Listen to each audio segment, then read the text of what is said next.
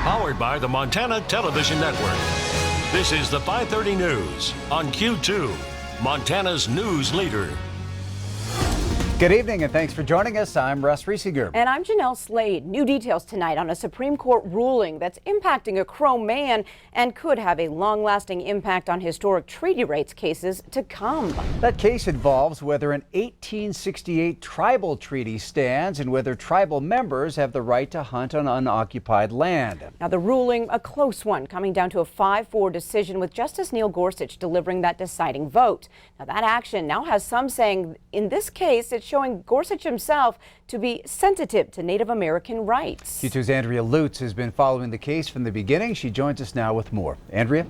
Well, Russ and Jeanelle, the hearing was a first for Clavin Herrera, but not a first for tribes across the nation on the issue of whether historic treaty rights hold up in modern day.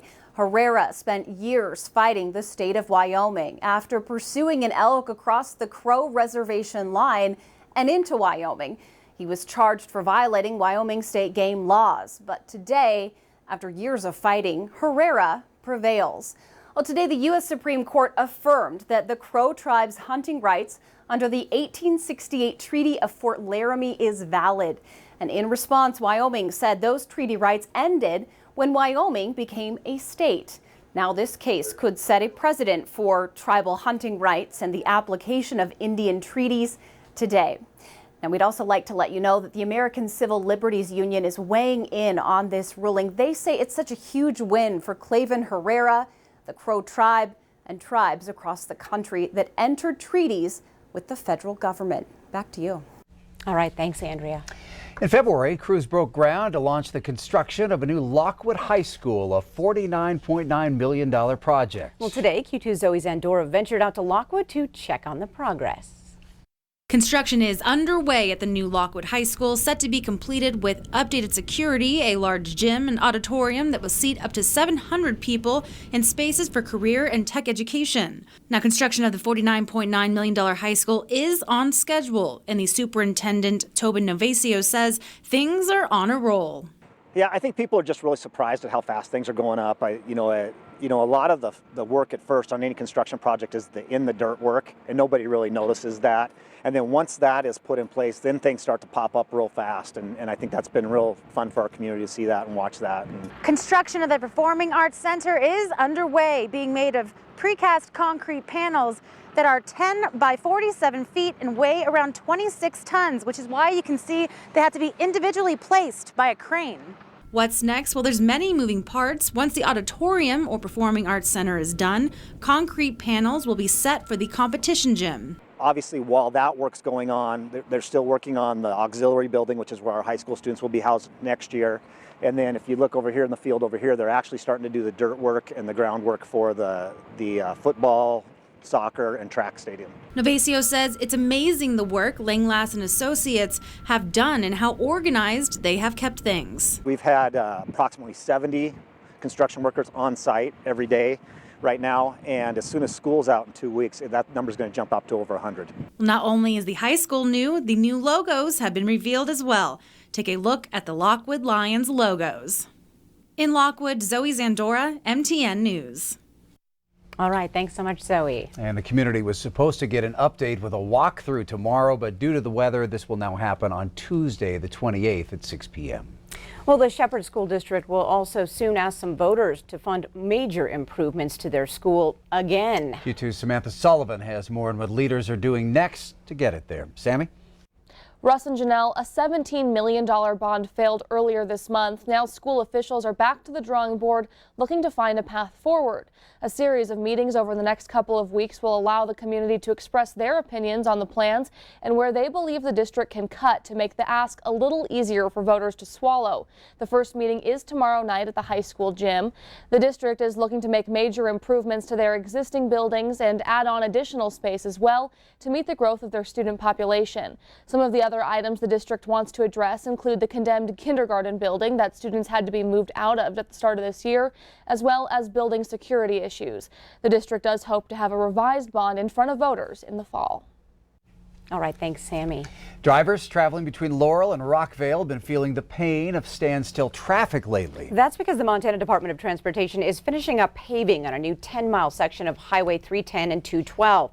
Now, drivers are being rerouted on the new road and should expect about a 15-minute delay.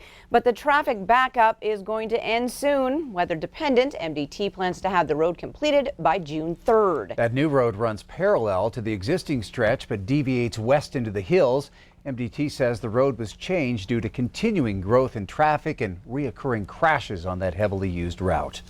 Well, on the weather scene tonight, Bob, we are all still wringing out after this recent rain, but we can't get too comfortable because it's not done. Ready for round 2 coming in. Let me show you how much rain we got over last week. And take a look at this. Billings Airport measured 1.33 inches of rainfall. Miles City 1.14. Glasgow 9100s. Great Falls 8800s. Now look what's happening here. We're getting more rain. How much are we going to get? Well, according to the latest computer estimates, by the time Saturday gets here, we're going to see almost another inch for Billings 8800s to be exact.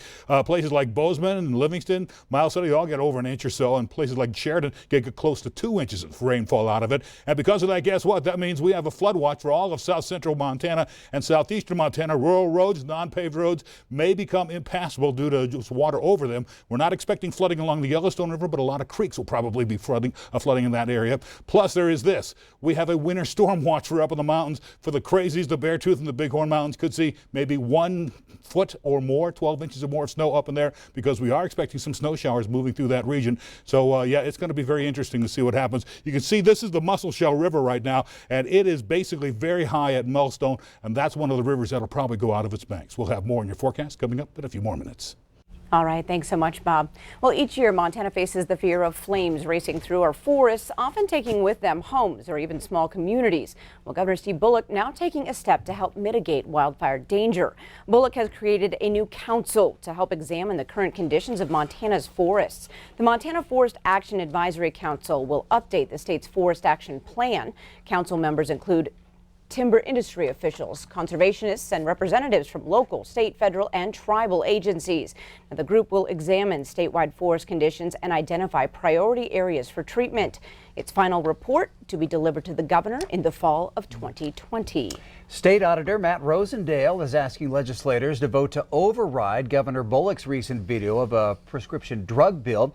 Rosendale maintains that bill will save Montanans millions of dollars on prescription drug costs. Bullock vetoed Senate Bill 71 a week and a half ago. He said that bill has placed restrictions on pharmacy benefit managers and could actually lead to higher drug costs for consumers. But because the bill had been approved by at least a 2/3 vote in each house of the legislature, lawmakers will be polled by mail on whether they want to override Bullock's veto. Rosendale, a Republican, says the Democratic governor's veto is based on faulty information and urged lawmakers of both parties to vote to override it. Rosendale on Monday also released a statement from Democratic State Representative Gordon Pearson of Deer Lodge asking fellow lawmakers to override the veto.